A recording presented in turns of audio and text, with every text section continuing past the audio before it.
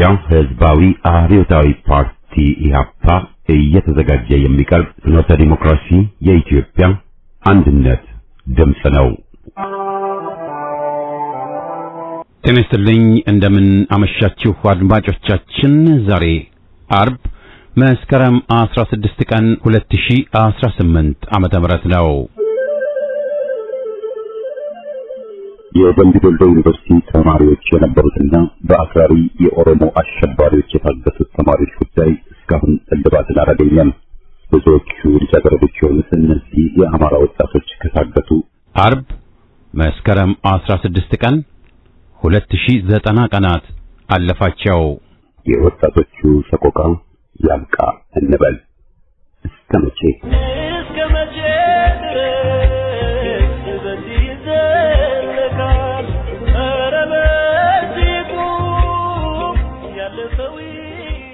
የዛሬ የደብዳቤዎች አምድ ዝግጅታችን ረዘም ያለ ነው።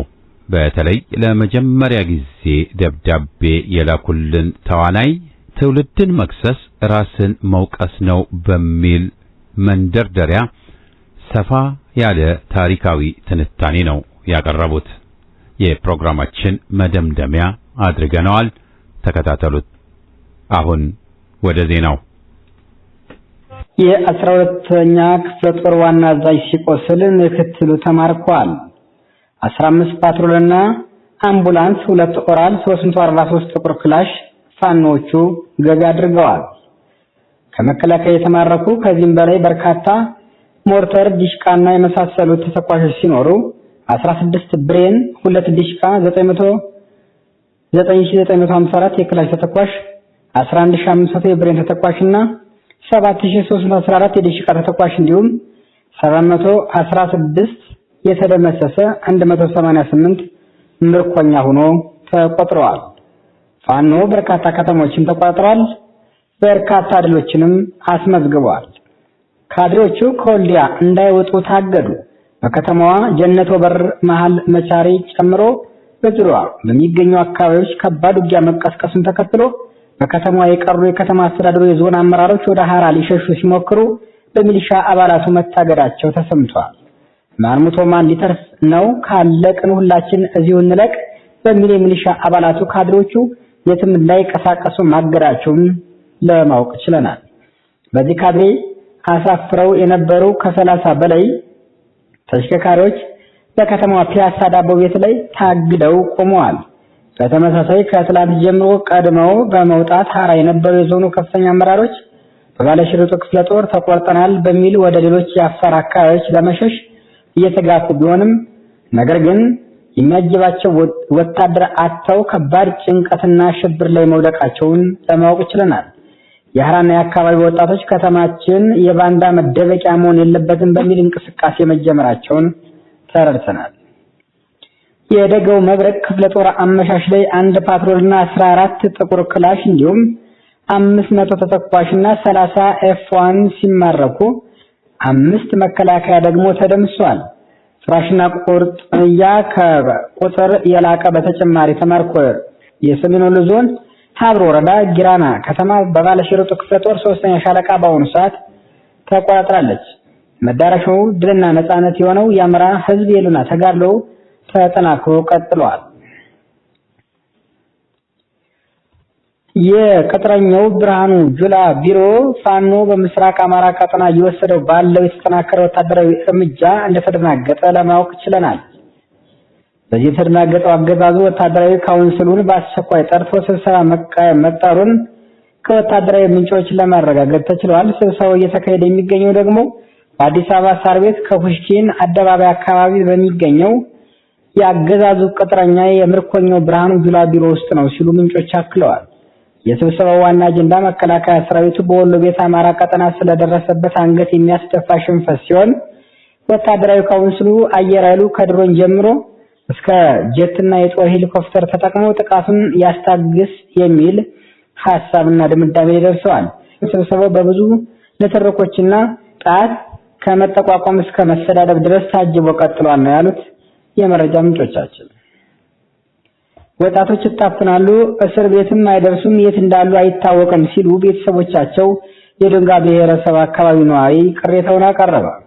የዶንጋ ብሔረሰብ በሚያነሳው የመዋቅር ጥያቄ ለመስቀል በዓል የሚያደርገው ዝግጅት የብሔረሰቡ ተወላጅ እየታሰሩ ነው ሲል ዶንጋ ገልጿል። የድርጅቱ እዛው አካባቢ ያለ የመረጃ ምንጫችን እንደጠቆመን ብሔረሰቦችና ህዝቦች የራሳቸው መብት በራሳቸው የመወሰን እና የተለያዩ ክዋኔዎችና ሃይማኖታዊ አስተምሮችና በዓልን ጠብቆ የሚያስተላልፉትን መልእክት አገዛዙ ያገደ መሆኑን ለማወቅ ችለናል። ከምባታ፣ ጠምባሮና ዶንጋ አንድ ላይ ያከበሩ ነበር። በዞኑ መዋቅር በኋላ ጠምባሮና ከምባታ ዞን ሆነው ወጡ። ዶንጋን ግን ብቻውን ያለ መዋቅር ስለቀረ በራሱ ባህል መስቀልን እንዲያከብር ቢጠይቅም የሉይታ አለማግኘቱን ለማወቅ ችለናል። ወጣት የባህል ልብስ ለብሶ ሲወጣ ይታፈናል የተባለ ሲሆን አሁን 9ኙንም ብሔረሰብ በደማቅ ሁኔታ ሲምፖዚየም አድርገው ለማክበር ትልቅ ፈተና መሆኑን ገልጸውልናል። በመስቀል በዓል ዝግጅት በሚያደርጉት ጊዜ የዶንጋ ህዝብ የባህል ልብስ የሚለብሰውን እያሰሩ ሲሆን ምርጫ ከመድረሱ በፊት እያሸማቀቁ ነው ሲሉ ወንጅለዋል። የአካባቢውን ተወላጅ ያለምንም ወንጀል ይዘው ያስራሉ፣ ያፈናሉ። የደረሰበት ቦታ የማይታወቅ እየጠፉ እንዳሉም ወላጆች ጠቁመዋል። አንዳንዶች ደግሞ ዱራሜ እስር ቤት ይገባሉ፣ ያለ ፍርድ ቤት ትዕዛዝ ነው የሚታፈኑት ብለው ለዚህ ድርጅት የአካባቢውን ጸጥታ አካላት ተጠያቂ አድርገዋል። 7ኛው ዙር ምርጫ እየተቃረበ በመሆኑ ህዝቡን እያነቃሉ የሚባሉ ወጣቶችን ከወዲሁ እያሰሩ ሲሆን አብዛኛው ወጣት ተሰዷል። በደቡብ አፍሪካ የሄደ መንገድ ላይ የሚያልቀው የቦንጋ ተወላጅ ነው ብለዋል። የልዩ ወረዳ ጥያቄ ቢያነሱም ምላሽ እንዳልሰጣቸው የዶንጋ ህዝብ ተወካይ እንደሌለው ገልጸው የመገንጠል ጥያቄም የለንም በአንቀጽ 39 ስር ንዑስ አንቀጽ 3 መሰረት ዶንጋ ወረዳ ተብሎ እንዲጠራ ጥያቄ ማቅረባችን ነው እንደ ወንጀል የተቆጠረው ሲሉም አማረዋል። ይህን ጥያቄ ያነሳሉ ብለው የሚያስቡትን መንገድ ላይ ይዘው ያስራሉ በማለት ከሰዋል። በመሆኑም የማዕከላዊ ኢትዮጵያ የዶንጋ ልዩ ወረዳን የመዋቅር ጥያቄ ምላሽ እንዲሰጥ ከበዓል ምርጫ መድረስ ጋር ተያይዞ እየተፈጸመ ያለው እስርና ማሸማቀቅ እንዲቆምልን ሲሉ ቅሬታቸውን በከፍተኛ ሁኔታ አሰምተዋል። የዕለቱ ዜና ከዚያ በቃ።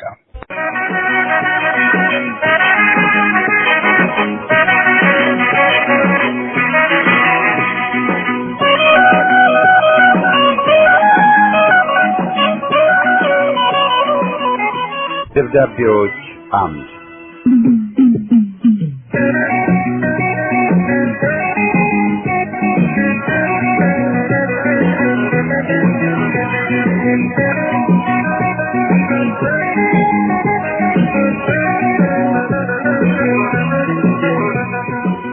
ይህ ፕሮግራም ከእናንተ ከአድማጮቻችን ያገኘናቸውን ደብዳቤዎች የምናስተናግድበት መድረክ ነው።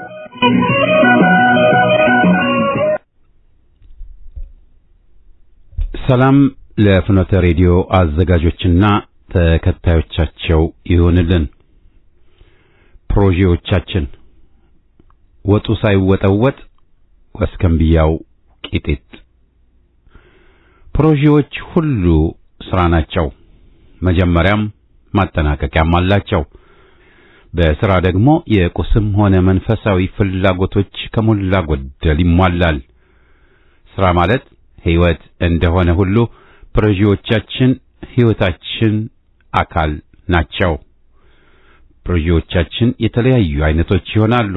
የጤና፣ የትምህርት፣ የመንገድ፣ የመገናኛ፣ የኃይል ማመንጫ፣ የቤቶች ልማት፣ የግብርና ልማት፣ የማህበራዊ ተቋሞች አገልግሎት ምስረታ፣ የቱሪዝምና መዝናኛ፣ የምርምር ጥናትና ክትትል፣ የስልጠናና ሥራ አመራር፣ የሂሳብ አያያዝና ንግድ ልማት፣ የፍትህን ስርዓት ለማቅረብ ወዘተ ወዘተ ሊሆኑ ይችላሉ። ዓላማና ግባቸውም እንደዛው ይለያያል። በአገልግሎቱም አገርም ህዝብን በቀጥታም በተዘዋዋሪም ተጠቃሚ ነው። ሁለንተና እድገትንም ልማትንም ያፋጥናል። ይህን ሀቅ እንኳን ወገንህ ጠላትህ ጠንቅቆ ያውቀዋል። በተለይ ደግሞ ፕሮጀክቶቹ በጥንቃቄ የተነደፉና በተያዘላቸው የጊዜ ገደብና ወጪ ተጠናቀው ወደሚቀጥለው የታለመላቸው የውጤት ምዕራፍ ሲሸጋገሩ ያኔ ፕሮጀክቶች ይደነቃሉ። አገርም ህዝብም በኩራት ያጨበጭብላቸዋል። ለሌላውም ዓለም ሕዝብ ተምሳሌት ሆነው በቅርብም በሩቅም ይታያሉ። ፕሮጀክቶቻችን በተለያዩ መለኪያዎች ስንመለከታቸው አነስተኛ፣ መካከለኛ፣ ትልቅና እጅግ ግዙፍ ሊሆንም ይችላል። ፕሮጀክቶች ፈጥኖ ስራን ለመጀመርና ለማጠናቀቅ ብሎም በውጤታቸው ተገልጋዩን ከችግሩ ለማላቀቅ ብለው ከጀመሩ መልካም ናቸው። በተለይ ሕዝብ ሲወዳቸው አንቆ ከያዘው ችግሩ የሚያላቅቀው መስሎ ከታየውና ከፈለጋቸው ይንከባከባቸዋል። የኔም ናቸው ብሎ ማንም ሳያስገድደው ይደግፋቸዋል። ነገር ግን በተቃራኒው ከጅምሩ አተካራ፣ ጭቅጭቅ፣ ንትርክ፣ ሌላ አማራጮች በተለይም በወጪም በጊዜምና ከአጣዳፊ ችግርም በማቃለል አቅም እያላቸውና እየታዩ ቸል ተብለው ተገፍተው የሚጀመሩ ፕሮጀክቶች ከዘለቄታው ለመድረስ የቀንድ አውጣ ጉዞ ይጓዛሉ።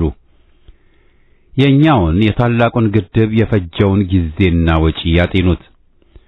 የተጠበቀው ተስፋና ጉጉት በዘመን ውጤቱ ይርቃል። ጀማሪዎቹ የተመኙት ዝና ጉም ሆኖ ይቀራል።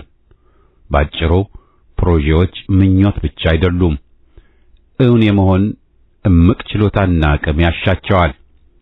ሲታለሙ፣ ሲታሰቡ፣ መረጃዎች ሲለቀሙና ሲበጠሩ፣ ሲቀረጹና ሲዘጋጁ፣ አደረጃጀትና ክትትል ስልት ሲነደፍ ወዘተ ልዩ ትኩረትና ጥልቅ እይታ ማየት ግድ ይላል። ያለፉትን ተሳኩ የምንላቸውንና ወደቁ ብለን የምናስባቸውን ፕሮጀክቶች ምክንያታቸውን በልዩ እይታ ማጤን ተገቢ ነው። በርካታ ጠቃሚ ነጥቦችም ለሌሎችም ያስተምራሉ። ያልተሳኩ ፕሮጀክቶች ተብለው የጣት መጠንቆያ እንዳይሆኑ አስቀድሞ ማሰብ ግን እጅግ ተገቢ ነው። በትንሽ ሐሳብ ትልልቅ ፕሮጀክቶች ውስጥ በስሜት ጠልቀን ከመግባትም ያድነናል። ትልልቅ ፕሮጀክቶች ከዘመቻ ሥራ አይነት ቢጸዱ ሁላችንም እንጠቀማለን። የፖለቲካ ሥራ ብልጫ ለማግኘት ሲባል ያላጠናቀቁትን ጨረስነው ቢሉህ ምንም ሳትጠይቅ ተገደበ ብቻ ብለህ ብትፈነጥዝ ሸክሙ ይቀልልህ ይመስልሃልን? ነገ ሩቅ አይደለምና እናየዋለን። ትዝብት የማያሳፍረን ሕዝብ መሆናችን እየተዋወቅን መተናል። የሚብሰው ደግሞ እናውቃለን ባዮች ከንቱ ፉከራና ጭብጨባ የበለጠ ያስተዛዝባል። እውነትም ስለ ፕሮጀክቶች በቂ ዕውቀት አላችሁ ያሰኛል። በ5 ዓመት ይጠናቀቃል ተብሎ የተተመነለት ፕሮጀክት በ15 ዓመት ማለቁ ምን ያስፈነጥዛል? በተባለው ጊዜ ተጠናቆ ቢሆን ኖሮ 9 ዓመት የሚያስገኘውን ጥቅምስ ተሰልቶና ታስቦ ይሆን? 9 ተጨማሪ ዓመት እኮ ልናገኝ የሚገባን ገቢ አተነው በኪሳራ መዝለቃችን የፕሮጀክቱ ማስፈጸሚያ ወጪ ዝርዝር እጅግ የጨመረበት ለመሆኑ እንኳ ማሰብ ተሳነን። ለመሆኑ ትንሽም ይሁን ግዙፍ ፕሮጀክቱ ተጠናቀቀ የሚባለው መቼ ነው? በተለይ እናውቃለን ለሚሉቱ ከማጨብጨብና በአደባባይ በከንቱ ከመጮህ ባሻገር ይህን ጥያቄ ከፍ አድርገው ሊጠይቁትና እውነትን ሊፈልጉበት የሚገባ ጥያቄ ነበር።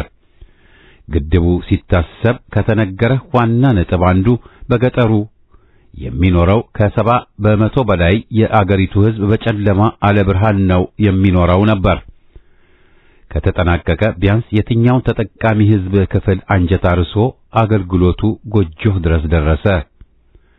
እንዳው ለግድቡ በጣም ቅርብ የሆኑት ከተሞችና የገጠር መንደሮች አገልግሎቱ ደርሷቸው ለአንድ ቀን ብርሃን ፏ ብሎላቸው ተስፋ ሳዩን። ከተሜው የመብራት አገልግሎት ሌት ተቀን ሳይቋረጥ እንዲያገኝ ዝግጅት ተጠናቆ ተጀመረ። የማምረቻና አገልግሎት ተቋሞችስ ለሥራ የሚያስፈልጋቸውን ኃይል መጠን ተቸሯቸው የማምረት አቅማቸውን ለመጨመር ዕቅድ አዘጋጁ። ከአቅምህ በላይ ሆኖ ጫንቃህን ያጎበጠውን ወርሃዊ የአገልግሎት ክፍያስ እንደሚቀንሱልህ መርሃ ግብር ነደፉልህ። በባዶ ከመጮህና ከመፎከር ይገላግለን። ሰለሞን ታምሮ አየለ ነኝ ካለሁበት።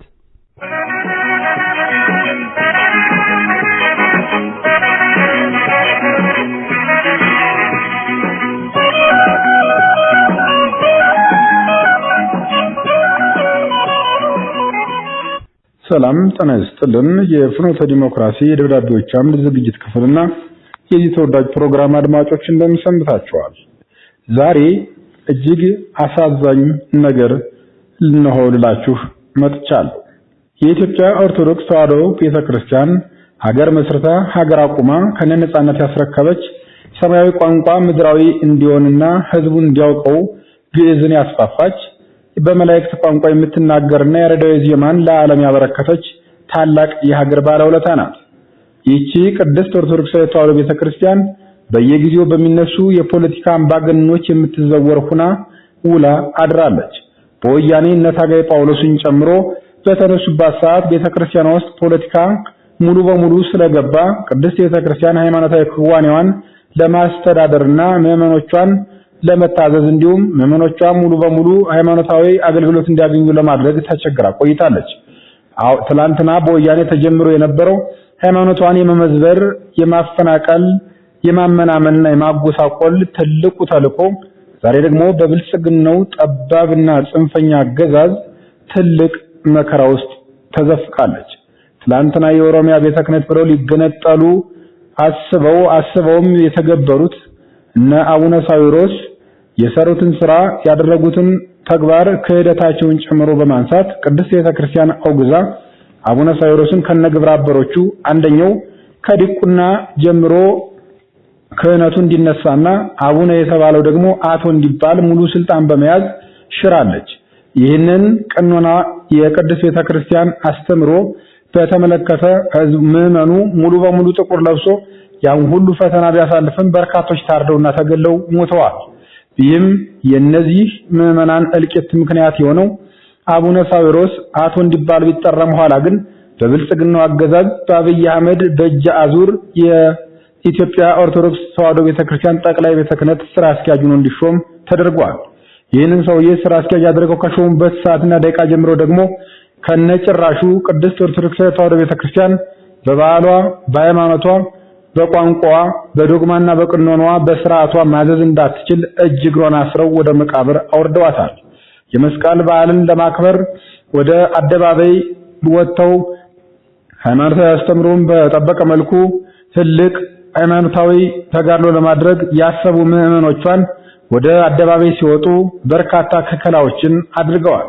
አዳነች አበቤ የጠራቻቸው እነዚህ በኢትዮጵያ ኦርቶዶክስ ተዋሕዶ ቤተክርስቲያን ስም የተቀመጡ የጠቅላይ ቤተ ክህነት ስራ አስኪያጅ፣ ጠቅላይ ቤተ ክህነቱ ዋና ጸሐፊ ተብለው የቀረቡት በሙሉ ፖለቲካዊ እይታ ብቻ ሲያንጸባረቁ ከመስዋዕት በላይ አይምሮ የሚያደማ ነገር የለም። ምዕመኖቿ ከጫፍ እስከ ጫፍ አምፀዋል፣ በጣም አፍረዋል፣ አዝነዋል፣ ጥቁር ማቅ ለብሰዋል።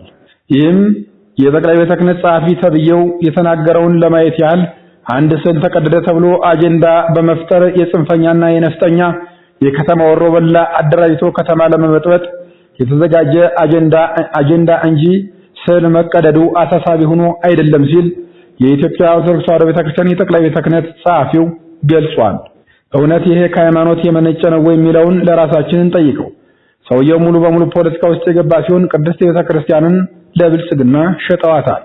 ቤተክርስቲያኗ እንድትመነምን ወደ ኋላ እንድትቀር ቀድሞ የነበራትን ልዕልናዋ እንድታጣ ሌት ተቀን ሳይሉ እየሰሩ ይገኛሉ። ስለ ማርያም አደባባይ ላይ ሲቀደድ ማውገዝ አይቻልም፣ ይህ ግን ፖለቲካ ነው ብለው አሳበዋል።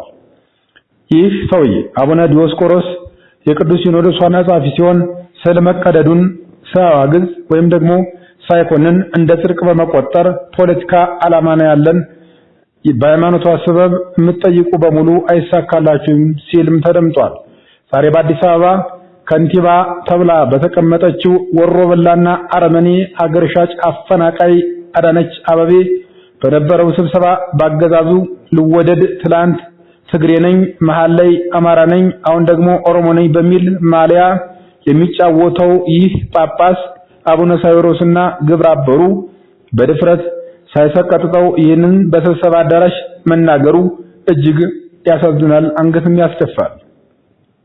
በዚህ ንግግሩም በወቅቱ የነበረው ጳጳስ አንገቱን እንደደፋ የመረጃ ምንጮች አድርሰዋል። ከንቲባው ግን በአጸፌታ ምላሽ የሰጣቸውን ቢሆን ዝርዝር መረጃውን በመደበኛ ፕሮግራም የሚተላለፍ ሲሆን ከከንቲባዋ ቢሮ የማታምን ከሃይማኖት አስተምሮ የወጣች ፖለቲካ እንጂ ኢትዮጵያዊነት የማያሳስባት ቅጥረኛ ስትሆን ስለ ኢትዮጵያ ኦርቶዶክስ ተዋሕዶ ቤተክርስቲያን ለመምከር እሷ ላይ ለምን ተገኙ የሚለውን እናስታውስ። እነዚህ ሰዎች ተመርጠው የገቡ በብልጽግና ነው። ሲገቡ ተልእኮ ይዘው ነው የመጡት። ሃይማኖታዊ እሴቱን ባህሉን ወደ ኋላ አስቀርተው ፖለቲካን ብቻ በማራመድ ብልጽግና ሕያው ሆኖ ነፍስ እንዲዘራበት ትልቅ መሳሪያ ሊሆኑ እንደመጡ ልብ ይሏል። 8 ሚሊዮን ቤተክርስቲያኗ ትሰጣለች ተብሎ ከብልጽግና ለቤተክርስቲያን ሊበረከት ፖለቲካ ሊሰራ እንደሆነም ልብ በሉ። ከመንግስት የሚሰጣት 8 ሚሊዮን ቤተክርስቲያኗ አታ ነው ወይ? አንድ ግለሰብ እንኳን ይኖረዋል እንኳን አይደለም እምዬ ኦርቶዶክስ ተዋሕዶ ቤተክርስቲያን በማለት ምዕመኖቿ ቅሬታቸውን ሲያሰሙም ተደምጧል። 8 ሚሊዮን ግን ነዳያን ሊመገቡበት ነው የሰጧቸው ወይስ በመስቀል በዓል ሰበብ የፈረደበት ወጣት ይህን ለምን ለበስክ ይህን ለምን ያስክ እያሉ ወጣቱን ለማሳፈስ እንደሆነም እናስተውል። የትኛው ታሪክ ነው ተቋርጦ የተቀጠለው? ታየው ጠንካራ አመራር ምንድነው? የተደረገው እገዛ ምንድነው? ለመሆኑ የቶቹ ጥያቄዎች ናቸው የተመለሱልን? የመስቀል አደባባይ ይዞታ በኮሪደር ልማት ምክንያት የተነጠቀው በማን ጊዜ ነው? ስዕላት በድፍረት የተቀደዱት ፓስተሮች በትዕቢት ቤተክርስቲያንን ሲሳደቡ የሚውሉት በየትኛው የስልጣን ዘመን ነው? የቤተክርስቲያን ይዞታዎች የተነጠቁትና አድባራት ለኮሪደር ልማቱ በኮታ መዋጮ አውጡ የተባሉት አሁን አይደለምን? በዓላት በመጡ ቁጥር ኦርቶዶክሳውያን የሚሳደዱት በመሰገኗቸው ባለስልጣናት አይደለምን? በአጠቃላይ ቤተክርስቲያን በጠላትነት ተፈርጃ ተሳዳጅ የሆነችበትና በግጭት ጦርነት ሰበብ እየወደመች ያለችው አሁን አይደለም? ብዙ ማለት ይቻላል። ቤተክርስቲያን የተዋረደችበትና የተናቀችበት ምዕመኖቿና አባቶቿ የተዋረዱበት በሰይፍና በጥይት የተገደሉበት ዘመን የለም? ዮዲት ጉዲት ምን አጠፋች? ከብልጽግና ጋር ስትነጻጸር ግራኝ አህመድ ምን አጠፋ? እነዚህ ሰርገው የገቡ እስከ መቅደሱ ቅድስት ቤተክርስቲያንን የሚያሳድዱ ኦርቶዶክስ ተዋሕዶ ቤተክርስቲያንን ባዶ የሚያደርጉ እጅግ በጣም አረመኔ ስጋ ለባሽ አጋንንት የዲያብሎስ ተላላኪ ሳጥናኤሎች ናቸው ስንል በምክንያት ነው። እመኑ፣ የግፉዓን አምላክ ይፈርዳል፣ ቤተክርስቲያንም አባት ይኖራታል ብለን ተስፋ እናደርጋለን። አሁን ቅድስት ቤተክርስቲያን መሪም አባትም የላትም። እከሌ መሪ ነው እከሌ አባቴ ነው አትልም። ብልጽግና ሃይማኖት የለውም። ቅድስት ኦርቶዶክስ ተዋሕዶ ቤተክርስቲያን መምራት የለበትም፣ ተቃውሟችን ነው ሲል ወንድማችን ገብረ ስላሴ ከጠቅላይ ቤተ ክህነት መልእክቱን አድርሶናል።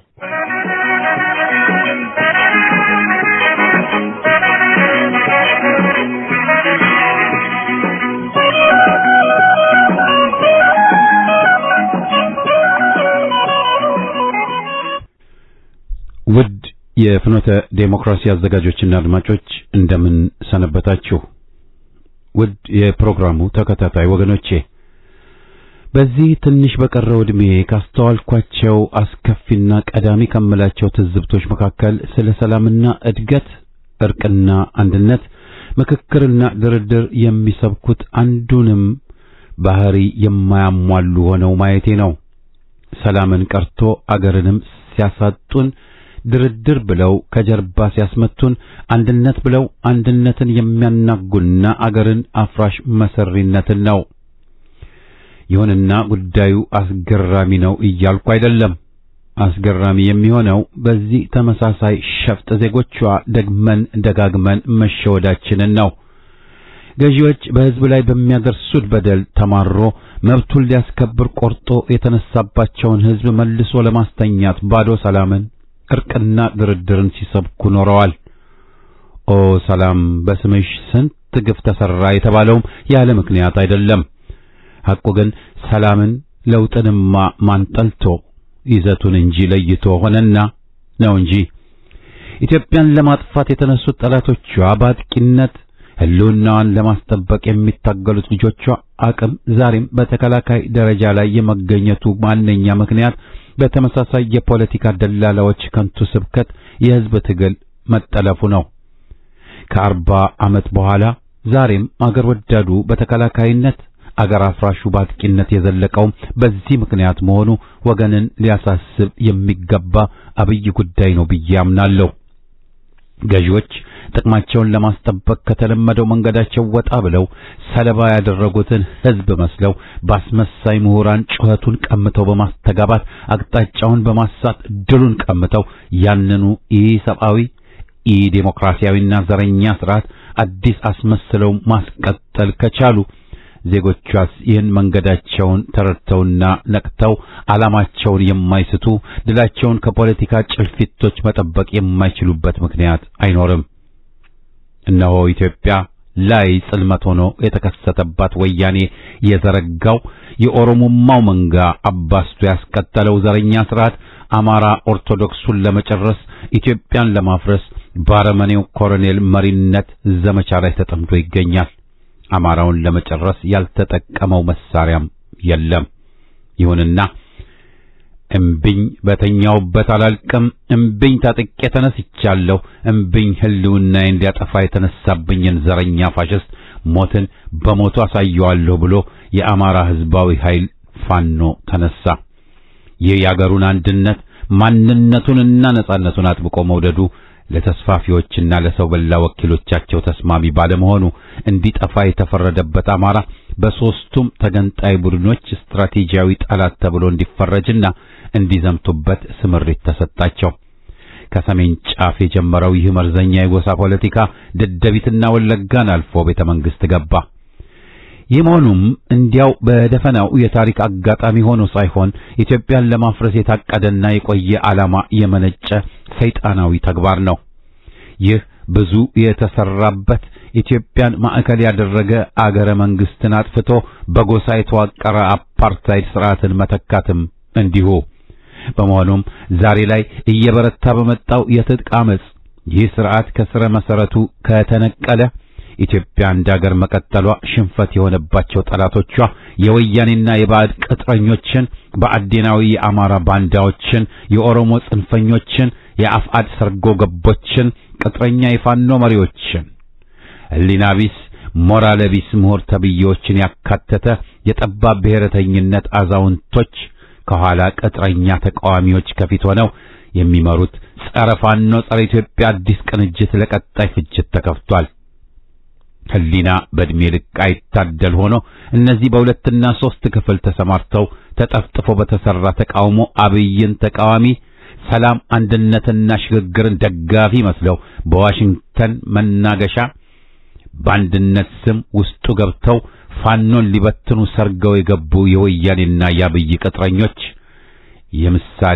ምሳሌ ተኩላዎች አገር ቤት ሆነው ኢትዮጵያ ላይ የወረደውን መከራ በጥገና ለማስቀጠል አንዴ ዓለም አቀፍ ሲምፖዚየም፣ ሌላ ጊዜ ኢንተርኔት ተቃውሞ ሰልፍ ምንትስዬ በሚል እንቶ ፈንቶ መድረኮችን አጨናንቋል። የኢትዮጵያ የስርየት ቀን መቃረብ ልበበድኖች ከጌቶቻቸው በላይ እነሱ መሸበራቸው አግባብ አለው። በኢትዮጵያ ፍትህርት ከሰፈነ ከ40 ዓመት በላይ በአገርና በወገን ላይ የሰሩት ወንጀል የፈጸሙት ብሔራዊ ክህደት ምን ሊያደርስባቸው እንደሚችል ስለሚረዱ ነው።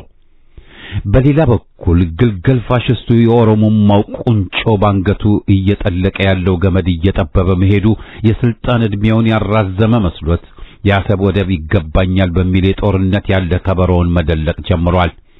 ቀድሞውንስ ጉዳዩ መቼ ሳት ነውና በህዝብ ደም የተነከረው የኦሮሞማው ቁንጮ በጎንዮሽ ሄዶ ከሶማሌላንድ የባህር ወደብ ማግኘቱንና የመግባቢያ ሰነድ መፈራረሙን የምስራች አድርጎ ሲደሰኩር፣ ቀጥሎ ለሶማሌላንድ ወታደሮች ስልጣን ሰጠው ሲል ጉዳዩ ስለ ወደብ ሳይሆን በየግንባሩ ሽንፈትን እያከናነበው ያለው የትጥቅ አመጽ ስርዓቱን ጠራርጎ ሊጥለው እየገሰገሰ ባለበት የስልጣን ጥም ያነሆለለው ኮሎኔል መውጫ መንገድ አድርጎ ሊጠቀም የዘየደው ሶማሌን በመተንኮስ ግዛታዊ አንድነት የተጣሰ ብላ ኢትዮጵያን እንድትወር ትላንት ወያኔ 100,000 ነፍስ የበላውን የባድመ ጦርነት እንደተጠቀመበት የጡት ልጁና ግብዙ አብይ አህመድ ትናንት ዛሬ አለመሆኑን ስቶ አገር ተወረረሽ በሚል ፊሽካው ግልብ ብሔራዊ ስሜትን በመቀስቀስ ድጋፍ የሚያገኝ አመጹን ድጋፍ የሚያሳጣና ከፋፍሎ ያዳክምለት መስሎት የጦርነት ቀረርቶ ቢያዘወትርም ጎረቤቶቹ ነቅተውበት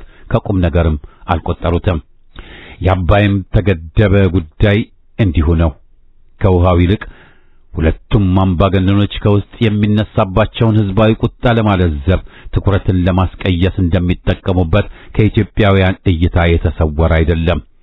ዘረኝነት ይገደብ፣ መንግስት አልባ የሆነችው አገራችን መንግስት ይኖራት፣ ከሁሉ በፊት አገር ማዳን ይቅደም ነው ጉዳዩ። ገደብ ያጣው ዘረኛ ስርዓት ሳይፈርስ 30 አባይ ቢገደብ የኦሮሞማውን የሙስና ኮረጆ የሚሞላ እንጂ የዜጎችን ኑሮ እንደማይቀይር ቀደም ሲል የተሰሩት ለምንና ለማን እንደዋሉ ማስታወሱ ይበቃል።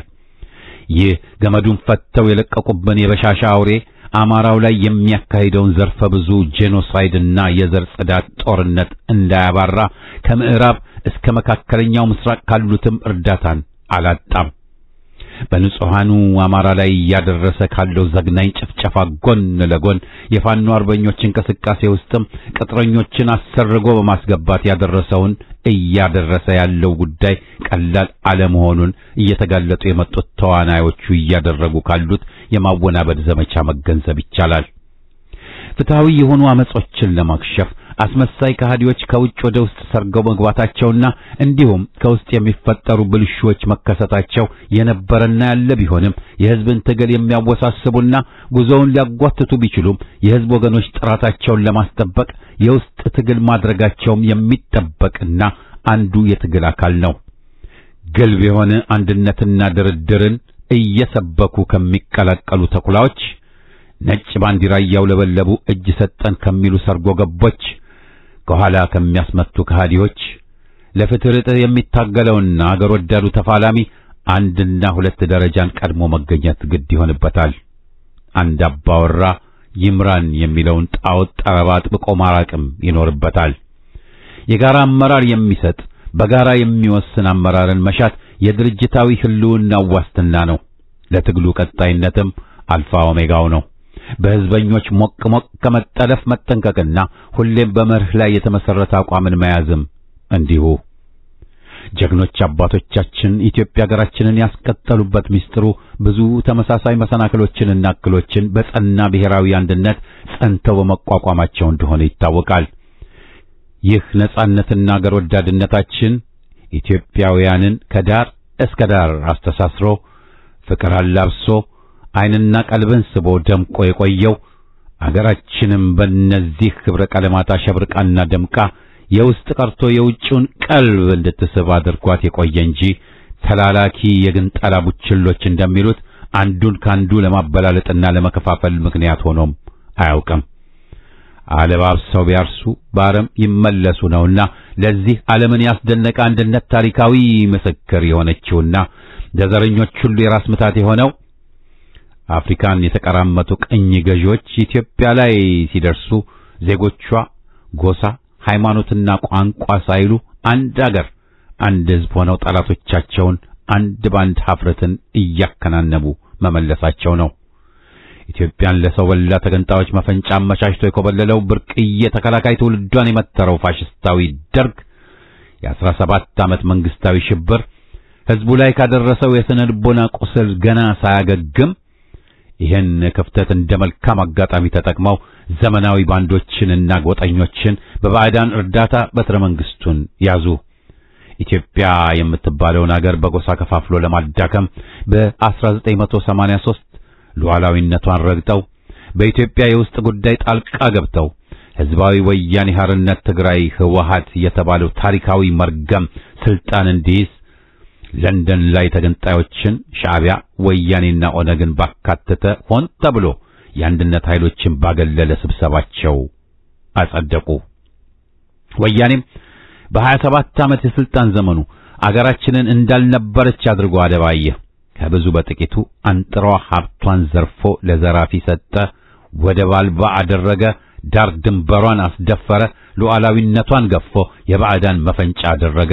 በአማራውና ኦርቶዶክስ ላይ የረቀቀ ፍጅት አካሄደ። የትምህርት ስርዓትና ብቃትን ገድሎ የብቃት መመዘኛ ለወያኔ ማጎብደድ ሆነ። በተተኪው ትውልድ ላይም ቆመረ። እነሆ ሕገ አራዊቱንም ተክሎብን ሄደ። ሆኖም 100 ዓመት የመግዛት ምኞቱ እርጥብ ቅዠት ከመሆን ያለፈ አይደለምና በ2010 ዓመተ ምህረት ህዝባዊ አመጽ ማንቁርቱን ይዞ በስብሰናል እስከ ማለት ተገዶ ከስልጣን ቢወገድም ይህን ነቀርሳ ቡድን ታግሎ ብዙ የደም ዋጋን ከፍሎ እውነተኛ ለውጥ የጠበቀው ሕዝብ ከላይ በተጠቀሱት ለጠራት ያደሩ ከሃዲዎች፣ አስመሳይ ጸረ ወያኔዎች፣ እጅግ የረገሱ በአዴኖች፣ ባንዳ ምሁራንና የኦሮሞ ጽንፈኞች ተውኔት ተማርኮ ድሉን ተነጠቀ። ከዚያም በምድራችን የባሰ የዘረኞች መቅሰፍት ወረደ። እነሆ ንጹሐን አማራዎች በፋሽስቱ ኮሎኔል የአየርና የምድር ጦር ይጨፈጨፋሉ። የኦሮሞማው ቁንጮ ፋኖን መቋቋም ሲያቅተው ንጹሐንን በመጨፍጨፍ የበቀል መወጫ እያደረጋቸው ነው። ይህ ሰው በላ አማራን መግደል የስልጣንህ ዋስትና ነው እንደተባለ በመዲናዋም በኮሪዶር ልማት ስም አማራውንና አማርኛ ተናጋሪን እያፈናቀለ የቄሮ መንጋውን በማስፈር የዘር ጽዳቱን ያለ እረፍት በማካሄድ ተጠምዶ ይገኛል። በወለጋ ንጹሐን አማራዎችን ጨፍጭፎ በጅምላ መቅበሩ፣ ሕፃን አዛውንትን ሕመምተኛ ሳይል በር ዘግቶ በጅምላ ማቃጠሉ፣ ዛሬም ኃይሉን አስተባብሮ አማራውን ኬኛ ከሚለው ምድር ለማጽዳት እየጨረሰ ባለበት አማራው ታጥቆ በሚገባው ቋንቋ ሲያነጋግረው አማራው በወለጋ ኦሮሞዎችን እየገደለ ነው የሚል ርካሽ ቅስቀሳን ያካሂዳል። ኦሮሞና አማራ እርስ በርሳቸው ተጋጭተውም ሆነ ተገዳድለው አያውቁም። ዘረኛው አገዛዝ በሚመራው ታጣቂ ቡድንና የኦዴፓ ልዩ ኃይል ነው በኦሮሞ ስም ፍጅት ከላይ ወደ ታች እየተካሄደ ያለው። ይህን አረመኔ ስርዓት ከስረ መሰረቱ ተነቅሎ ጠፍቶ በቦታው ሁሉንም ኢትዮጵያዊ ያሳተፈ ዴሞክራሲያዊ የሽግግር ሂደት በአስቸኳይ ካልተካሄደ ብሔራዊ ሕልውና ላይ አደጋው የከፋ ነው። ዴሞክራሲያዊ ስርዓት ከአንድ ገዢ ቡድን በሚደረግ ችሮታ ወይም መልካም ፈቃድ የሚገኝ አይደለም። ያው ሆኖ ለዘለቄታ ሊቆይ የሚችለውም በአንድ ገዢ ቡድን ፍላጎት ወይም በጎ ምኞት ሊሆንም አይችልም። ዴሞክራሲያዊ ስርዓት የሕዝብ ትግል ውጤት ነው። ሕልውናውን አስፍኖ ለዝንተ ዓለም ተጠናክሮ ሊሄድ የሚችለውም ኢኮኖሚያዊና ማህበራዊ ፍትህ፣ የሕግ የበላይነት፣ የሕዝብ ተሳትፎ፣ ጠንካራ ተቋማትና የሚዲያ ነጻነት ከመሰረታዊ ጉዳዮች ጥቂቶቹ ሲሟሉ ነው። ዴሞክራሲያዊ ስርዓትን ለማድረግ በመጀመሪያ የአምባገነኑን አገዛዝ የመጨቆኛ መሳሪያ ማስወገድ የግድ ይላል። ዘረኛው አገዛዝ መሰረት ያደረገውን ኃይልና ስልጣን ወደ ሕዝብ ማዛወር ያስፈልጋል። ጎሳን መሰረቱ ያደረገው ስርዓት ከስልጣኑ ከተወገደ በዴሞክራሲያዊ የሽግግር ሂደት ሕዝቡ የስልጣን ባለቤት የሚሆንበት መሰረት መገንባት ይቻላል። ታፍኖ መኖር ያመጣውን ዝምታ ከመረጋጋት፣ ፈርቶና ተሸማቆ መኖርን ከሰላም ጋር ማምታታት ራስን ማታለል ነው። እውነተኛ ሰላም የነጻነትና የፍትህ ውጤት ነው። በመሆኑም ፍትህና ነጻነት ደግሞ ካፈጮሌ አምባገነኖች የሚለገሱ ሳይሆን የቆራጥ ትግልና መስዋዕትነት ውጤቶች ናቸው። በአገር ሆነን አገር እየናፈቀን መኖሩ ማብቃት አለበት። ለመከራው መብዛት፣ ለሕዝብ ወገኖች አቅም ማጣት፣ አገር ወገን ካለበት ሲኦላዊ የኑሮ ሁኔታ እንዳይላቀቅ እሱን መስለው የሱኑ ጩኸት እየቀሙ ታግሎ ፍሬውን እንዳይቋደስ የሚሻጠሩትን አስመሳይ ከሃዲዎች ማጋለጥ ማስወገድ አለበት። ገዢዎች ሆን ብለው እያሰሩና እየፈቱ በሚያጀግኗቸው እስስቶች አማላይ ንግግር መሸነፉ ያብቃ። እነዚህን የመዘጋ አይጦች መደበቂያ ጉድጓዳቸውን ደፍኖ ከመስኩ ማራቅ አለበት። ዘረኝነት ይውደም። አስመሳይ ከሃዲውን እናውግዝ። ኢትዮጵያ በነጻነቷ ተከብራ ለዘላለም ትኑር። አስማማው በዛብህ ነኝ ከሲድኒ አውስትራሊያ።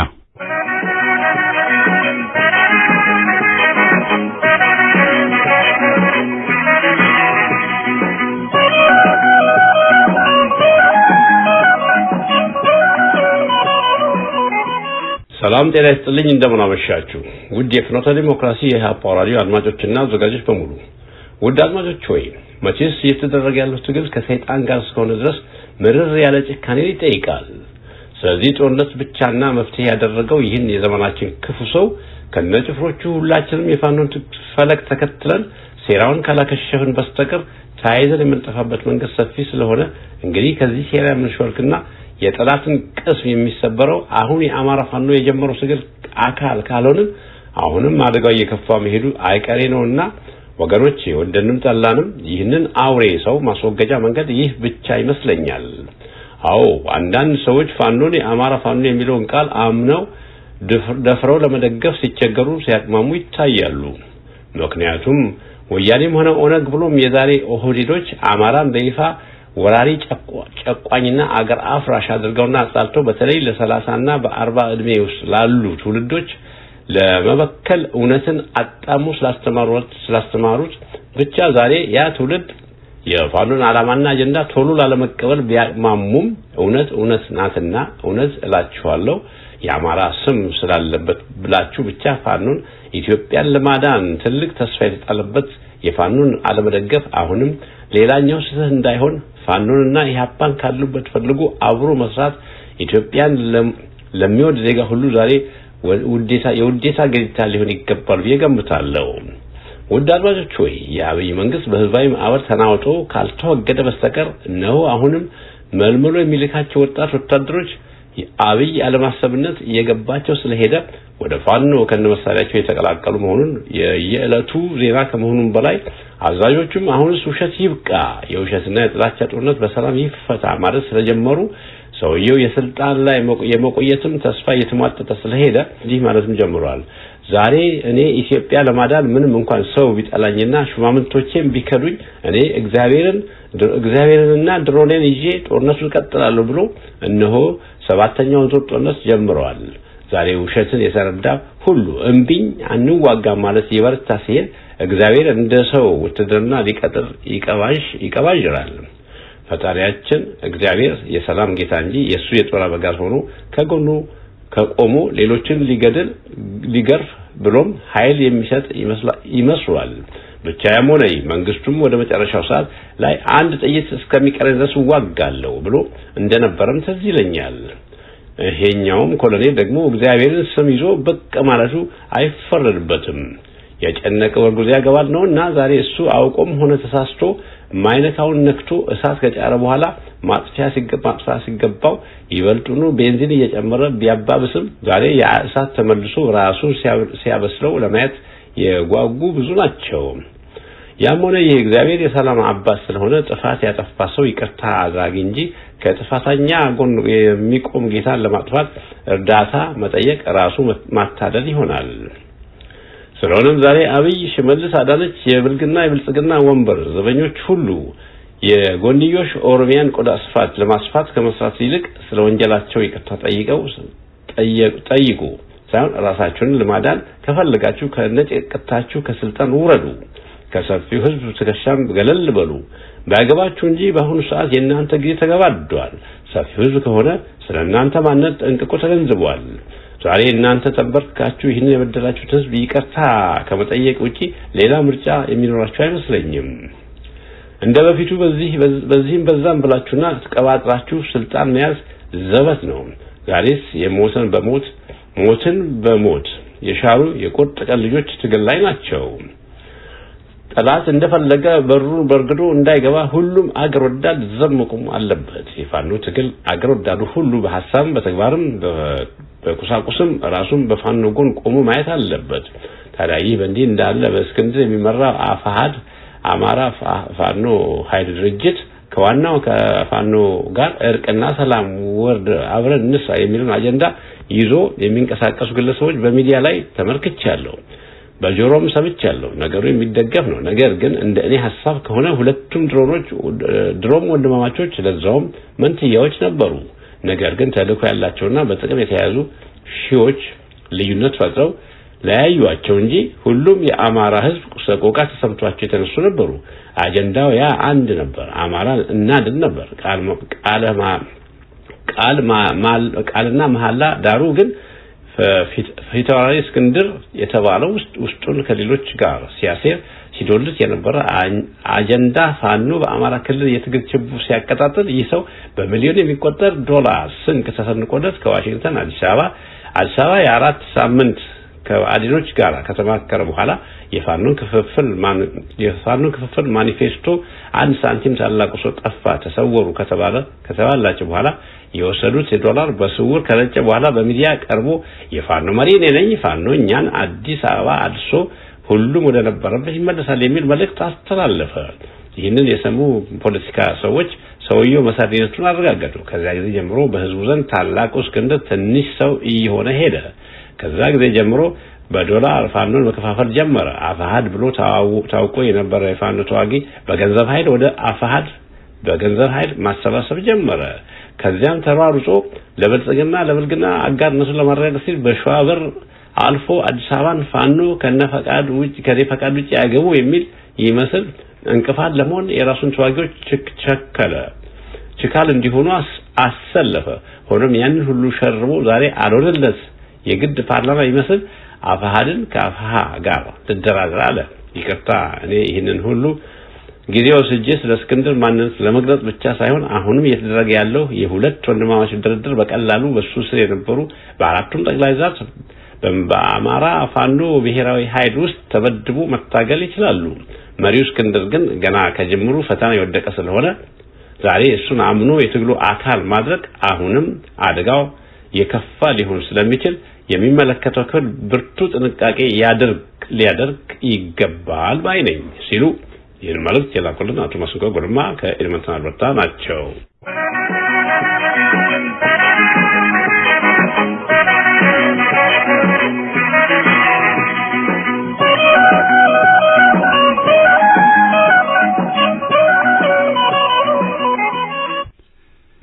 ይድረስ ለተወደዳችሁ የፍኖተ ዴሞክራሲ አዘጋጆች እና የፕሮግራሙ ተከታታዮች እንኳን ከዘመን ዘመን አሸጋገራችሁ የከበረ ሰላምታዬም ይድረሳችሁ። አዲሱ ዘመን ለሀገራችን ሰላም፣ ጤናና የድል ዘመን እንዲሆን እየተመኘው ከታዘብኩት ጉዳይ አንዱ የሆነውን ትውልድን የመውቀስ አባዜ የተጠናወታቸውን አስመሳይ ተቆርቋሪዎች ትውልድን እየወቀሰ ያሁኑ ያለፈውን እየከሰሰ እንዲኖርና በራስ መተማመን እንዳይኖር በአኩሪ ታሪኩ እንዲያፍር የሚያደርጉት ፕሮፓጋንዳ ስለከነከነኝ ፍኖተ ሬዲዮ የደብዳቤዎች አምድ መልእክቴን ያስተላልፍልኝ ዘንድ የሚከተለውን ልኬላችኋለሁ። ትውልድን መውቀስ ራስን መክሰስ ነው። በአገራችን የታሪክ ጉዞ በየዘመኑ ከሚከሰቱ ፈተናዎች በአሸናፊነት ለማለፍ ትውልድ እየታገለ እያንዳንዱን በድል አድራጊነት ሲያልፋቸው፣ አንዳንድ ጉዳዮች ደግሞ ለቀጣይ ትውልድ ሲተላለፉ ኑረዋል። ከእነዚህ ፈተናዎች የ1960ዎቹን ትውልድ ገጥመውት የነበሩ አገራዊ፣ አህጉራዊና ዓለም አቀፋዊ ፈተናዎች ምን መልክ ነበራቸው? እነዚህ ፈተናዎች እንዴትና በምን ስልት ትግል ገጠማቸው? ውጤቱስ ምን ነበር? ምን ልምድ ተወሰደ? ካለፈው ለመጪው ያበረከተው አስተዋጽኦስ መመርመርና አዲሱ ትውልድ እውነታውን እንዲረዳ ማድረግ በዘመኑ የነበሩ ሁሉ ምስክርነታቸው ይጠበቃል። የ1960 ዓመተ ምህረት ወጣቶች ያሁኑ ጎምቱ ሽማግሌዎች ናቸው። የዚህ ጽሑፍ ዓላማም ከዛሬ 50 ዓመታት በፊት በወጣትነት እርምጃ ህብረተሰቡን ትውልዱን የመታው እንቅፋት ያሁኑን አዲሱን ትውልድ ድጋሚ እንዳይመታው ለመጠቆም ነው። በወጣትነት የሚታሰብና በጎልማሳነት እንዲሁም በአረጋዊነት ዘመን ያሉ እሳቤዎችና የመፍትሄ እይታዎች የተለያዩ ናቸው። ሁሉም በዘመኑ የደረሰበት እድገት ደረጃ ቢለያይም አረጋውያን እንደ ዕድሜያቸው ብዛት ሁሉ የልምድ የመረጃና የተመክሮ ብዛትም አላቸው። በዚህ ልምድና ተመክሮ በመነሳት የዚያን ትውልድ ተጋድሎና ራዕይ በወቅቱ ሚዛን መዝኖ ትክክለኛ መረጃ ማስተላለፍ በማስፈለጉ ነው። አንዳንድ መሰሪ ቅኝ ገዢዎችና ዜና ማሰራጫዎች በ60ዎቹ የነበሩ ኢትዮጵያውያን ወጣቶች 60ዎቹ ትውልድ የዛሬውን ችግር መነሻ አድርገው ሲረግሙ ይደመጣሉ። ይህንን ትውልድ ለመርገም ከመነሳታችን በፊት በዘመኑ የነበሩ ፈተናዎችና የችግሩ ምንጭ እነማን እንደሆኑ እንዲሁም በእኛ ስቃይና መከራ የሚያተርፉ አዛኝ ቅቤ አንጓች እንሽላሊቶችን መለየት ያስፈልጋል።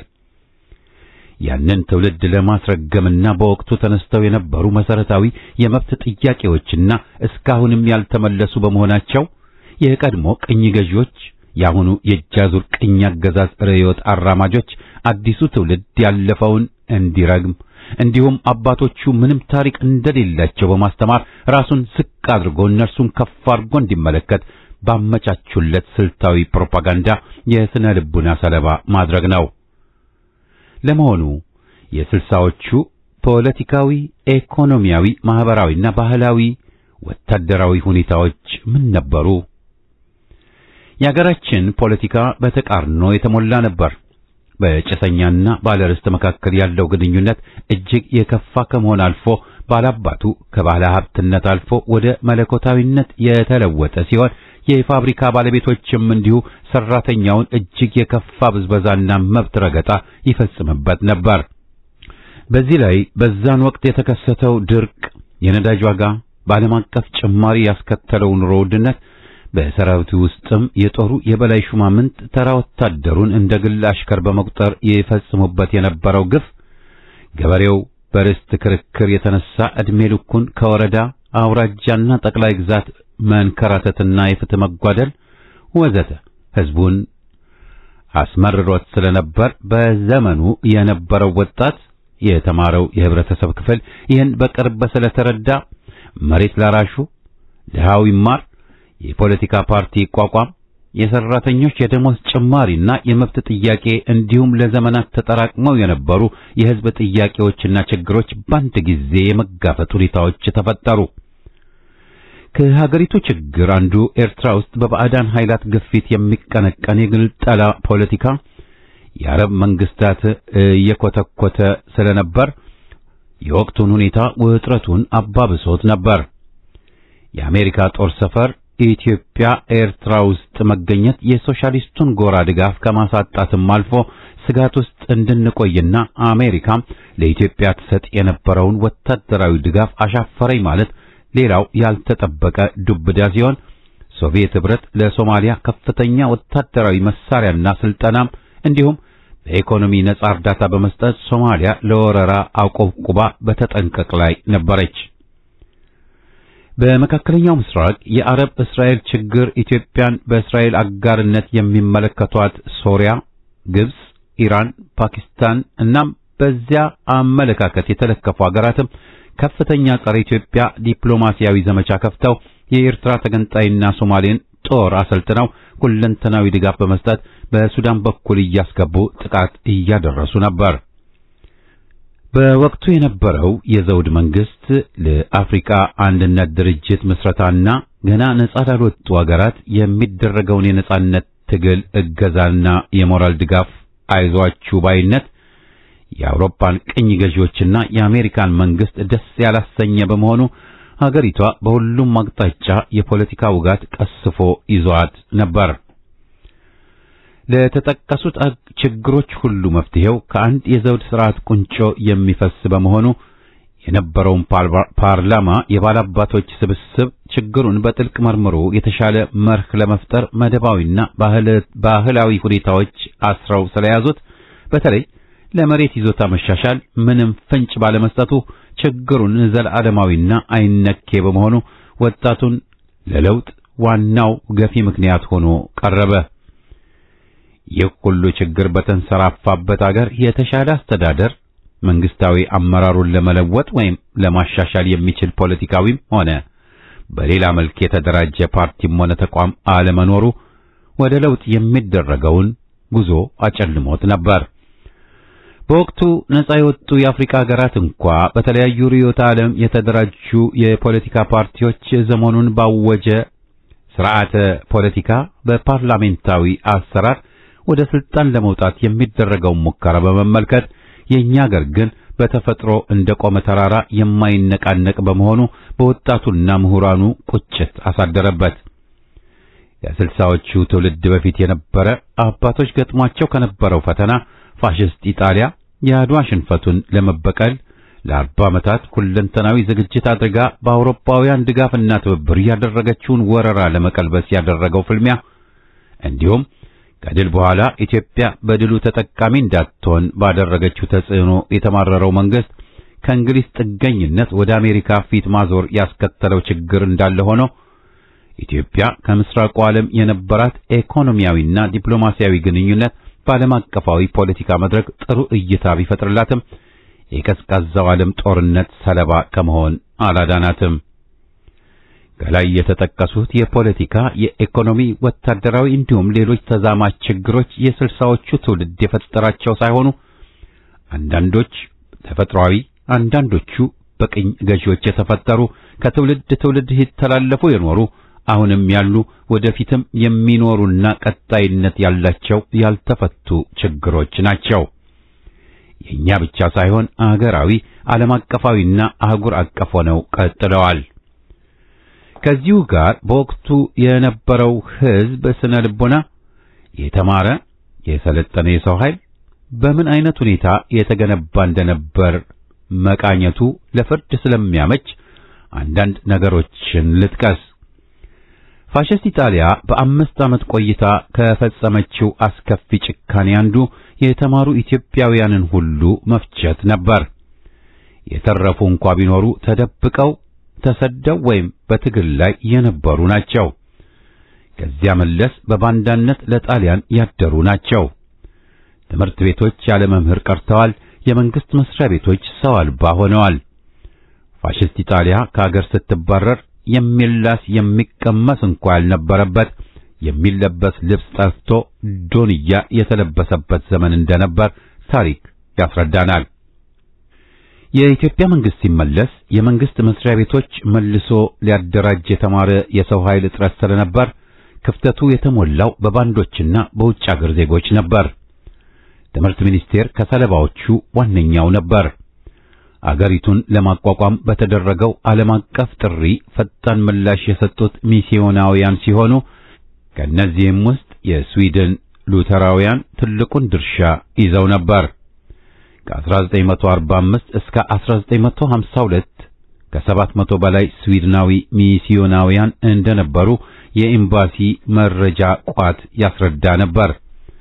ብዙዎች ስዊድናውያን በፍርድ ሚኒስቴር፣ አገር ግዛት ሚኒስቴር፣ ጤና ጥበቃ ሚኒስቴር፣ የትምህርት ሚኒስቴር፣ በፖሊስ፣ ግብር ዘበኛ፣ ቴሌኮሙኒኬሽን፣ በአየር ኃይል ሲሰሩ፣ ብዙዎቹ ደግሞ በተለያዩ መስሪያ ቤቶችና ተቋማት ከከፍተኛ እስከ ዝቅተኛ ባለስልጣን አማካሪነት የሚሰሩ ነበሩ። በ1940ዎቹ መጀመሪያ ላይ ደግሞ እንግሊዞች ከስዊድኖች ላቅ ያለ ቁጥር እንደነበራቸው ጆን ሃዛዌ ስፔንሰር በጻፉት መጽሐፍ ገጽ 186 እስከ 187 ላይ ተገልጿል። የካናዳ ኢየሱሳውያንም ከፍተኛ አስተዋጽኦ እንዳደረጉ ታሪክ ያስታውሳቸዋል። በሁለተኛው የዓለም ጦርነት እጅግ ውድመት የደረሰባቸው አገራት ተቋቁመው ከነበሩበት በተሻለ ሁኔታ ላይ ሲገኙ አዳዲስ ነጻ የወጡ አገራት ከኢትዮጵያ የተሻለ እድገት ሲያሳዩ የኛ ሀገር ኢትዮጵያ የነበረችበት ሁኔታ ገና ዳዴ በማለት ላይ መሆን ወጣቱን ቢያስቆጣው የሚያስደንቅ አይሆንም። ኢትዮጵያ ከፋሽስት ኢጣሊያ ወረራ በኋላ ትምህርትን እንደገና እንደ አዲስ ነው የጀመረችው። ፈረንጆች እንደሚሉት ከስክራች ተማሪው ሀ ብሎ ጀምሮ ራሱ አስተማሪ፣ የተማሪ አስተማሪ በመሆን ያው የተማሪ አስተማሪ ሆኖ ሲቀየር የመምህራን ማሰልጠኛ ማቋቋምና ለዚያም የሚመጥኑ ምሁራን ከውጭ የመጡ መሆናቸው እነሱን በአገር ልጆች ለመተካት ከጊዜ ጋር የሚደረገው ትንቅንቅ ምን ያህል አስቸጋሪ እንደሚሆን መገመት አያዳግተም። ያም ሆኖ ትውልዱ አገሩን ከቀሪው ዓለም ጋር ለማወዳደር ብሎም ወደ ኋላ መቅረታችንን በዜጎች ላይ የሚፈጸመውን በደል ምን እንደሆነ ለመረዳት አስችሎታል። በየክፍለ ሀገሩ ገጠር የነበሩ ባላባታዊ ገዢዎች በባህላዊና በልምድ አገዛዝ የሚያስተዳድሩ በመሆናቸው ዘመናዊ ትምህርት የተማሩ በየወረዳው በትምህርት፣ በጤና፣ በግብርና፣ በማህበራዊ ኑሮና በመሳሰሉት የመንግስት ሥራ መስክ የሚመደቡ ወጣት የመንግስት ሰራተኞች ስራው የሚጠይቀውን ሙያዊ ተግባር ብቻ ሳይሆን ገዢዎች የሚፈልጉትን ማሟላትና መቀበል በሥራ መመሪያ ላይ ያልተጻፈ ግዴታ ነበር። ታዲያ ከላይ ለመግለጽ የተሞከሩት ጉዳዮች የስልሳዎቹ ትውልድ የፈጠራቸው ችግሮች ሳይሆኑ ሲወርድ ሲዋረድ የመጣ ችግር እንጂ። ለምሳሌ ያክል የኤርትራ ችግር የተፈጠረው ከኦቶማን ቱርክ፣ እንግሊዝ፣ ጣሊያን፣ የተባበሩት መንግስታት ድርጅት ተራ በተራ የተፈራረቁበት በውስጥም ከአጼ ቴዎድሮስ በፊት የነበረ አሁንም ያለ ችግራችን ነው። ሱልጣን ኢብራሂም አሰብን ለላዛሪስት ሚስዮናዊው ጁሴፔ ሳፔቶ የሸጠውና ለሩባቲኒ ኩባንያ ከዚያም በጣሊያን ኮሎኒያሊስቶች እጅ የገባው በ1870ዎቹ ነው። ዛሬም የአሰብ ጉዳይ እንኳን የኢትዮጵያ ችግር ነው። ወደፊትም እስከ መቼ እንደሚቀጥል አይታወቅም። ምናልባትም ለመጪው ትውልድ በኢትዮጵያ የብሔር ጥያቄ በአሁኑ ዘመን መፍቻ የሌለው በሚመስል ሁኔታ ይታይ እንጂ መነሻው በ60ዎቹ አስርት የተጀመረ ሳይሆን የ16ኛው ክፍለ ዘመን የኦሮሞ ፍልሰት የነበረ የነገስታቱ መቀመጫ እንኳን ከአክሱም ወደ ደቡብ ኢትዮጵያ መምጣት ከዚያም ከመሃል አገር ሸዋ ደብረ ብርሃን ወደ ከዚያም በጌምድር ጎንደር ከጎንደር ወደ ትግሬ መቀሌ ከመቀሌ እንደገና ሸዋ አዲስ አበባ ሲዘዋወር የሄደበት ሲከስ የመጣለት ሲሞገስ የቆየ በመሆኑ ሌላው ደግሞ የአባቴን ዘውድ አስመልሳለሁ በማለት በነገስታቱ መካከል ለሚነሳው ጦርነት ሰራዊት መቀስቀሻው የዘር ሐረግ ቋንቋና ክልል ነበር። ቆይቶም አሸናፊና ተሸናፊ በእርቅ እሺ ገብራለሁ ያለው ጊዜና ሁኔታ ሲመቻችለት እያመጸ ህዝብ ከህዝብ ሲተላለቅ ኑሯል። ከዚህ ውጭ ያሉትም ብሔረሰቦች ከአጎራባች ብሔረሰብ ጋር ሲጋጩ ኑረዋል። አሁንም ግጭት አለ። የውጭ ጠላቶቻችንም ይህንኑ ቁስላችንን በማከክ እርስ በርስ ሲያጋጩ ኑረዋል። የኛ እርስ በርስ መገዳደል የኢትዮጵያ ግዛት የነበረችውን ኤርትራን አሳጥቶናል። ሌላውም እንዳይረጋጋ አሁንም ሌት ተቀን እየሰሩበት ነው። የሻዕቢያው መሪ እንኳ በአቅሙ የ100 ዓመት የቤት ሥራ ሰጥተናቸዋል ያለውን ያጤኗል። የቅኝ ገዢዎች እጀታ የሆነችው ህወሓትን በበኩሏ ወደ ስልጣን ስትመጣ ምርኮኞችን ሰብስባ ኦህዴድ ኦሮሞ፣ ደህዴድ ደቡብ ወዘተ ብላለች። ህወሓት የከለለችው ክልል ቀደም ሲል ፋሽስት ኢጣሊያ የትግሬ መንግስት፣ የኦሮሞ መንግስት ወዘተ ብላ የተከለችው የከፋፍለህ ግዛ የጥፋት እጽ ዛሬ የወያኔ ማዳበሪያ ታክሎበት በሕገ መንግስት እስከ መጻፍ ያደረሳት። እንደሌላው ችግር ሁሉ የብሔር ጥያቄ ሲንከባለል የኖረ ችግር እንጂ በቀቀን ካድሬዎች እንደሚሉት ዋለልኝ መኮንን የፈጠረው ወይም የግራ ፖለቲካ አራማጆች የፈጠሩት አይደለም። ለማስረጃ ያህል እነ ደጃዝማች ተሰማ ባራኪ የፈጠሩትን ቀዳማዊ ወያኔን ታሪክ መረዳት ያስፈልጋል። በወቅቱ የነበረው ተራማጅ ትውልድ ጥያቄውን አድጎ ጥፋት ከማስከተሉ በፊት ችግሩን አንስቶ የማስተካከል ወይም የእርምት ሥራ ቢያንስ ውይይት እንዲደረግበት ማሳወቁ የሚያስመሰግን እንጂ የሚያስከፋ አይደለም። በ1966 ዓመተ ምህረት የኢትዮጵያ ሕዝባዊ አብዮት ሲፈነዳ በወቅቱ የነበረው ከፍተኛ ትምህርት ተቋማትና ከፍተኛ ሁለተኛ ደረጃ ተማሪዎችና መምህራን 60,000 የእድገት በህብረት ዘማቾች ወደ ገጠሪቱ የኢትዮጵያውያንን ከመሐይምነት ለማላቀቅ ያደረገው ተጋድሎ 2 ዓመት ያለምንም ደመወዝ ወይም ጥቅም አገርን ወገንን ብቻ ስንቅ አድርጎ በባብ የተነደፈው፣ በወባ የተለከፈው፣ በአውሬ የተበላው፣ በውሃ ሙላት የተወሰደው፣ በሽፍቶች የተገደለው፣ በእሳት የተቃጠሉ ወዘተ መስዋዕትነትን የተጋፈጠ ዜጋ ሽልማቱ ወቀሳ ነውን?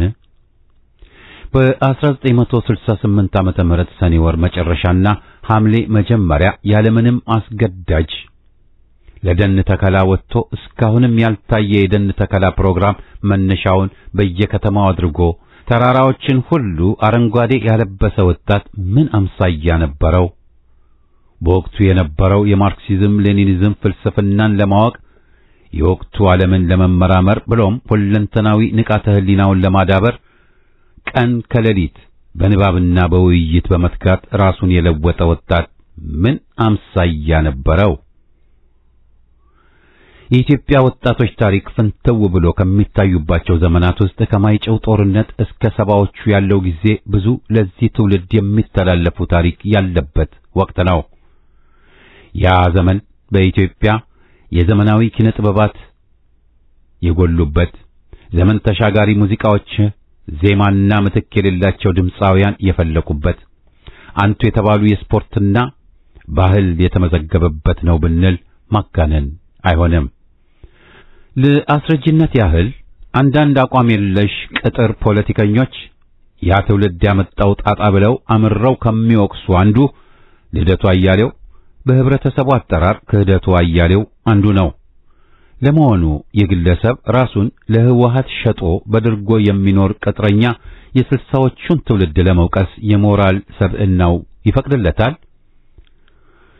አብይ አህመድ አሊስ ቢሆን ከኦነግ አንድ ጥይት ሳይተኩስ ሁርሶ ላይ ተማርኮ እንዳባዱላ ህወሓት ባቋቋመላቸው የምርኮኞች ፓርቲ ኦህዴድ ለህወሓት ሲያገለግል ቆይቶ እንደገና ወያኔን ከርቶ ለኦነግ ለሻቢያ ሲሰልል ቆይቶ እነሱንም ከርቶ በምዕራባውያን ተቀጥሮ ስልጣን ላይ ከወጣ በኋላ እነሱ በሸና በቸ ተጋደሉ፣ እኔ ከነሱ የተሻልኩ ነኝ ሲል ለመሆኑ የግለሰብ ያንን ፍልስፍናና ትንተና አንብቦ ማስረዳት ሳይሆን ለመረዳትስ የአካዳሚክ ዕውቀቱ ይፈቅድለታል? መልሱን ለአድማጮች ልተው። እነዚህ በጎጥ የተደራጁ ጠባብ ዘረኞችና የጠላት ቅጥረኞች ትውልድን ወቃሽ፣ ታሪክን ከሳሽ ሆነው ያልነበረ የታሪክ ትርክት ፈጥረው የጡት ሐውልት ማቆማቸውን አንዘነጋውም።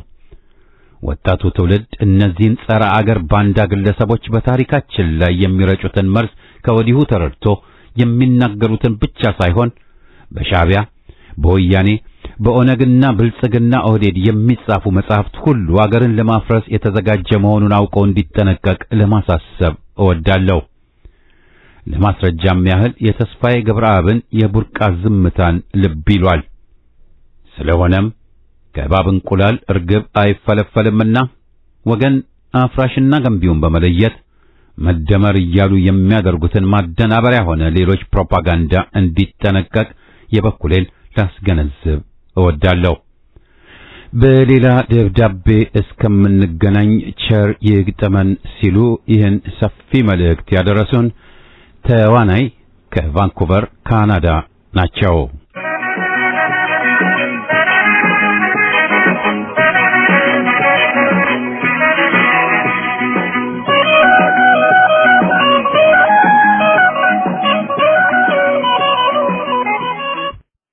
አድማጮቻችን የደብዳቤዎች አምድ ፕሮግራማችን በዚሁ ይጠቃልላል። ሳምንት አርብ እስከምንገናኝ ደህና ቆዩን።